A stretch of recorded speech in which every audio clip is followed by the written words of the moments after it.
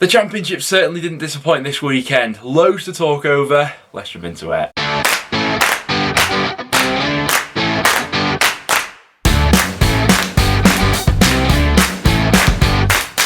Guys, welcome back to another video on the channel. Now today we are going to be splitting it into two parts. First off, we're going to be speaking about all of this weekend's action, and second half of the video we're going to be going over my midweek score predictions. So as always, make sure to get your score predictions in the comments down below for all the midweek matches that we've got going on in the Championship. Quite a few tasty ones coming up as well. Before we jump into anything though, let's take a look at the updated standings in the Prediction League. And as you can see, the main Prediction League, I've been pipped to that number one spot by Johnny Burrow, who has gone ahead and overtaken me. Good game week from him, picking up 10 points, and he goes 2 points clear of me as I drop down to second, but still really close in and around the top of the table here. And what I like about it is we've got quite a few new faces compared to who was sort of at the top from last season as well. So yeah, Johnny Burrow, you're in that number one spot at the moment. Into League One, and it's Alfie Rycroft who drops to the bottom of League One at the moment on 120 points, but really congested in this part of the table at the moment. And then for League Two, it's just 6 points separating the top from bottom. It's NFFC Lover who drops to the bottom of League Two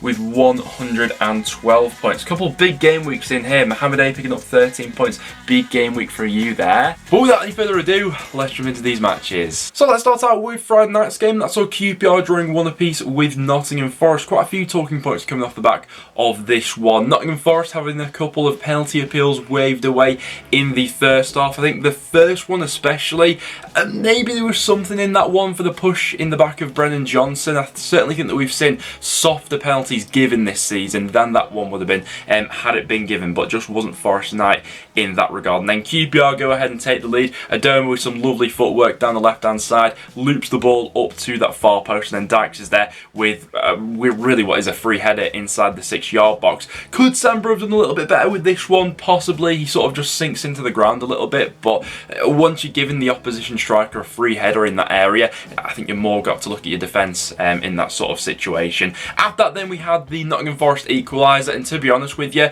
just what they deserved. You know, their level of performance was pretty good for this game. Obviously it's Colback with the goal, takes a bit of a deflection in the end to take it away from Seny Dieng. But what's becoming more frustrating for QPR at the moment is the late goals they're now conceded. The 91st minute one in this one against Forest. It was the same story against Peterborough, and not too long ago against West Brom as well. But yeah, from the general level of play, Forest definitely deserved at least a point from that one. Next up then to the Saturday early kickoff, we had Fulham 3, West Brom 0. An interesting game which maybe wasn't quite as one-sided as the scoreline there would go ahead and suggest. I think that some key decisions in this match certainly went against West Brom. Starting out with that penalty call in the Forest game we were just talking about. We were speaking about soft penalties that have been given this season, and the penalty that was awarded to Fulham is right up there in terms of one of the softest that has been given so far this season. I think the referee made a mistake with that, but Mitrovic made no mistake with the penalty. He makes it 1, and then Snodgrass drops an absolute clanger for the second goal, which allows him to poke home for Fulham's second.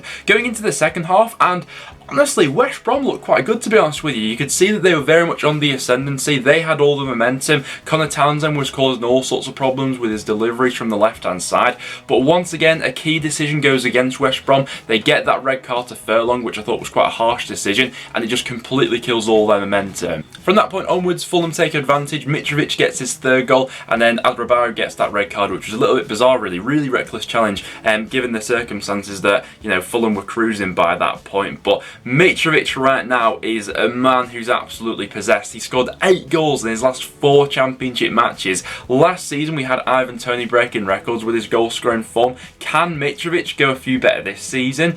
I wouldn't put it past him at the moment. Next up then to Ashton Gate, and finally Bristol City have managed to get that first home win of the season. By no means was this one sort of in convincing fashion or anything like that, but to be honest with you, I don't even think Bristol City fans will care all too much for the time being. They just wanted to see that first home win, and hopefully for them will be a bit of a platform for them to build on. But in terms of performance, yeah, definitely not the most convincing. It was Barnsley who took the lead before Andy Weimann levelled things up and scored that goal just before half time to put Bristol City in front. Weimann a really underrated forward, to be honest with you, and he is someone who can pop up with those individual moments of quality. Into the second half, and it looked like it was all Barnsley, to be honest with you. There were quite a few sort of goal-mouth scrambles, then balls coming in, particularly from the left-hand side, caused Bristol City a few issues, but ultimately, once again, it was too little too late from Barnsley. Now, as of recording, it is being reported that Marcus Schopp has left Barnsley. Nothing has yet been officially confirmed.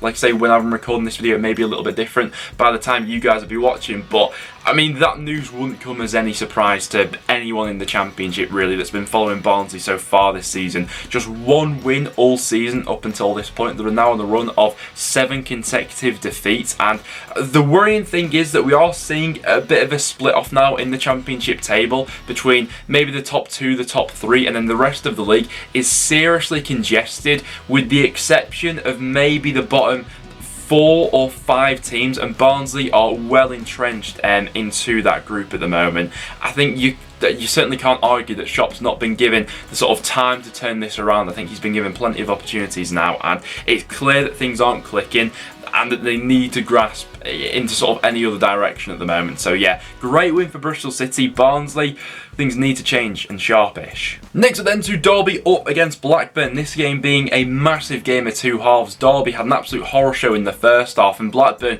were probably quite unfortunate actually not to be more than 2 goals up heading into half time. But Ben Brereton Diaz with the double in this one. He is on absolute fire at the moment. I particularly liked that second goal he scored, because I think that that has been sort of his trademark so far this season, and why he's so good playing on that left hand side, because he drags defenders over with him and he sort of just ghosts into that space behind the 2 centre halves, and great finish in the end as well to make it 2-4 Blackburn. Heading into the second half, there was an obvious sort of drop off from Blackburn. I think it was a bit of an energy dump really, and they couldn't seem to get on the ball and press as well as they previously had done. But credit to Derby on improving. They made a couple of tweaks, Baldock and Colin Kazan-Richards coming on in that second half. Curtis Davis gets the goal back in the 89th minute. At this rate, he's going to be their top scorer this season. That's his 3rd of this season, and they could have salvaged a point from this one when I think it was Colin Kazan-Richards hit the post right towards the end. But good 3 points there for Blackburn against a really tough Derby side, particularly at home so far this season. And for Derby,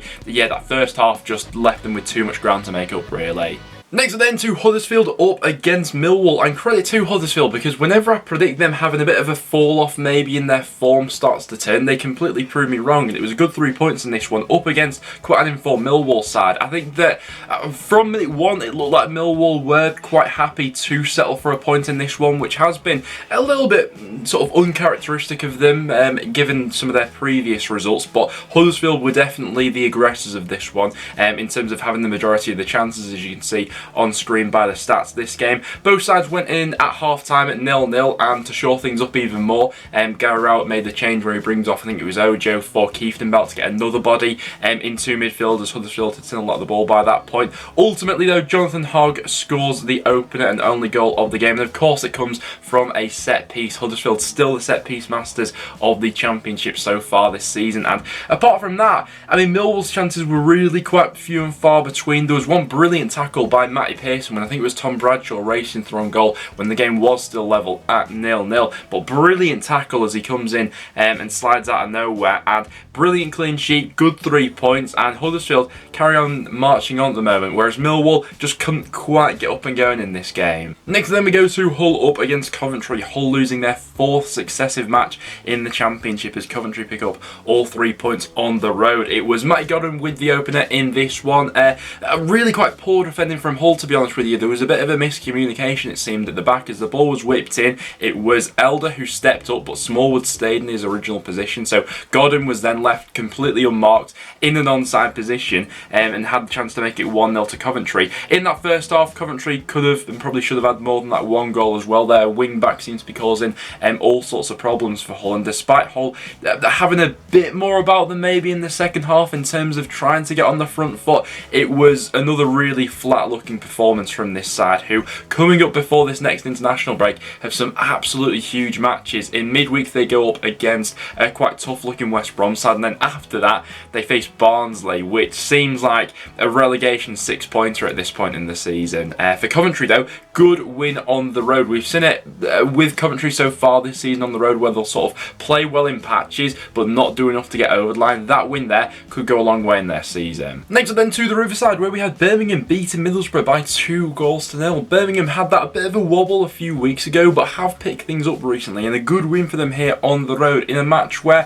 first half didn't seem like there was all too much in this one, and it took that first goal for Birmingham to really sort of liven up this match. It was a bit of a howler in the end by Joe Lumley, who comes out to collect that cross which comes in, doesn't get to the ball with that punch, and Roberts gets in ahead of him to make it 1-0 to Birmingham. A few minutes after that, Scott Hogan then gets in on goal as a long ball cuts open that Borough defence and he makes it 2. And Middlesbrough never really looked like getting back into this one, to be honest with you. Obviously they had been on this decent run of form, but the things to take into consideration were the sort of matches and opposition that they were actually coming up against. They did have a kind sort of run of fixtures, and things do get significantly tougher for them in the next few weeks. So we'll wait and see what this Borough side is really made of. But yeah, credit to Lee Bowyer and Birmingham, who have definitely turned things around recently. Next up then, and to Deepdale, where we had Preston getting back to winning ways with a 2-0 win over Luton. This was just what we were in need of, to be honest with you. Luton weren't great for this game, probably as poor as they've been for quite some time actually. You could tell that they were missing Adebayo up front. They didn't quite, particularly in that first half, have much going for them, and I thought that Preston were deserving of that 2-goal lead going into half time. Emile Reece is by far and away the main man for Preston at this point in time. The opening goal was an absolute beauty, hit to absolute perfection. When I was in the stadium, I wasn't sure if he meant it or not, or if it was a bit of a cross, but watching it back on replays and things like that, he just has that quality, and when he doesn't think about things, and when he is sort of just playing off instincts and things like that, he can be absolutely brilliant. It's 11 goals for this season now, after he tucked away that penalty to make it 2 for Preston. And in the second half, the key performer for Preston was undoubtedly Daniel Everson, because Luton did have a little bit more about them in that second 45 minutes, a little bit more intensity to their play, and they did get into some decent positions and probably deserved a goal, to be honest with you, with the general level of chances that they crafted out. But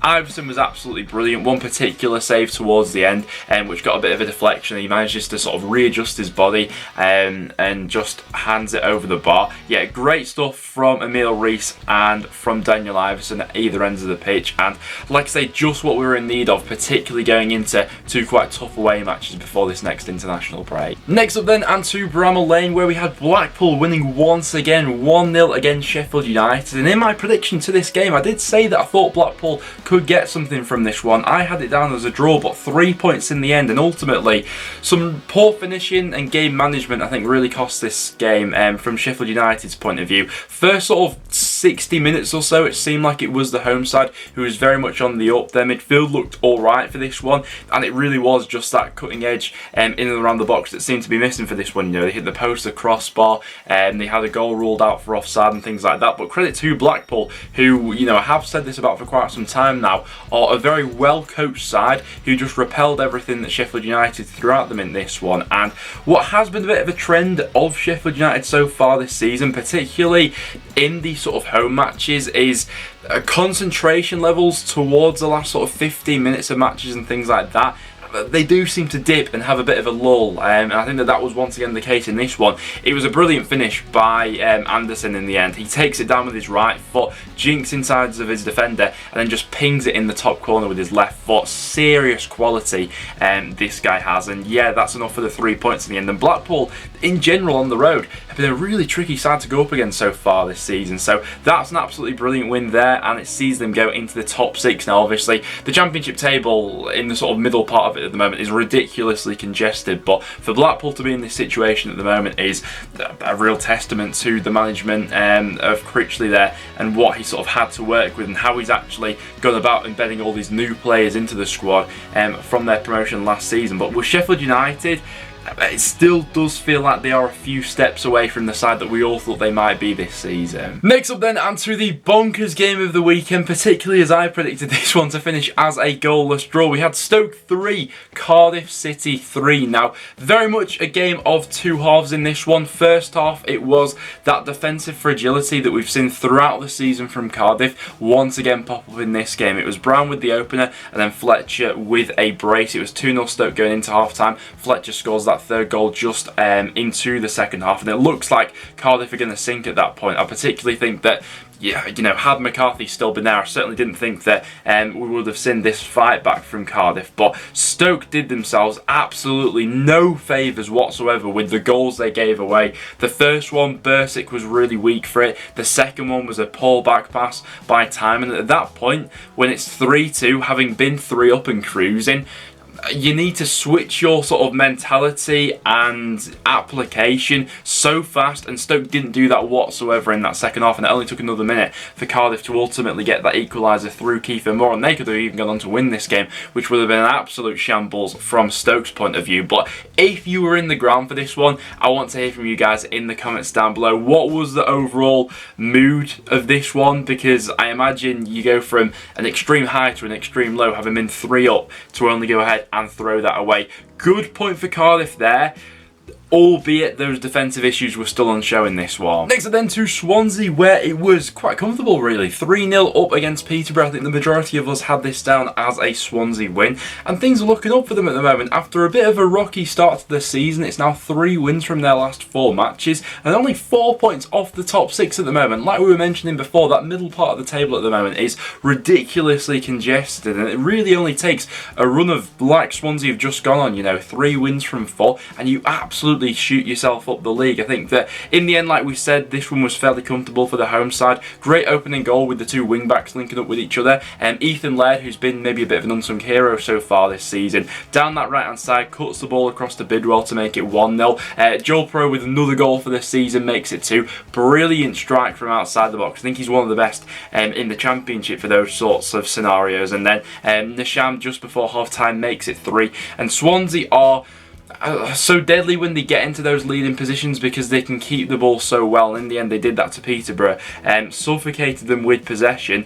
And yeah, like I say, things more than looking up for them at the moment. And Peterborough continue to have those struggles on the road. Then as our last match to go over, we had Bournemouth extending their lead at the top of the Championship, beating Reading by 2-0. Bournemouth are absolutely flying at the moment. And like I say, coming into this weekend, it was sort of the perfect scenario for them really, because they picked up 3 points. West Brom ended up dropping points against Fulham, which means they're now 9 points clear of West Brom in 3rd place. Still unbeaten in the Championship, and there's so much to like about this Bournemouth side at the moment. I think they've got a brilliant mix of everything really. Youth and experience. They've got some brilliant technical players, some players who are going to do the digging in and the hard yards in midfield, and your sort of Lermers and Pearsons. And yeah, another good afternoon for Bournemouth on the road here. Solanke with the opener, but Jamal Lowe with the goal of the afternoon. Brilliant finish. It was Liam Moore who tried to sort of stand them up a little bit. Lowe took his time with the finish and just brilliantly picked out that bottom corner. I think this was the first time that Reading have failed to score at home so far this season as well, and you know, when Reading came forward, obviously Bournemouth more than dealt with those threats. Swift tried to make things happen, but ultimately some poor finishing from a couple of other Reading players ultimately ended up costing them in this game. But Bournemouth will do this to a lot of teams this season, and at this point in time are looking by far and away the best team in the league. But guys, there we have it. Those are all the matches that took place in the Championship over this weekend. In terms of my result of the weekend, definitely a few contenders for this one, but just for the fact that it's seemingly their first home win in like 500 years, at least that's what it's felt like recently, I'm going to give it to Bristol City for beating Barnsley by 2-1. Goal of the weekend, we also had some absolute crackers scored in the Championship this weekend, but because I was at the game and it was just a bit of a worldie, wasn't it? Emile Reese wins my personal goal of the week award. But let me know down below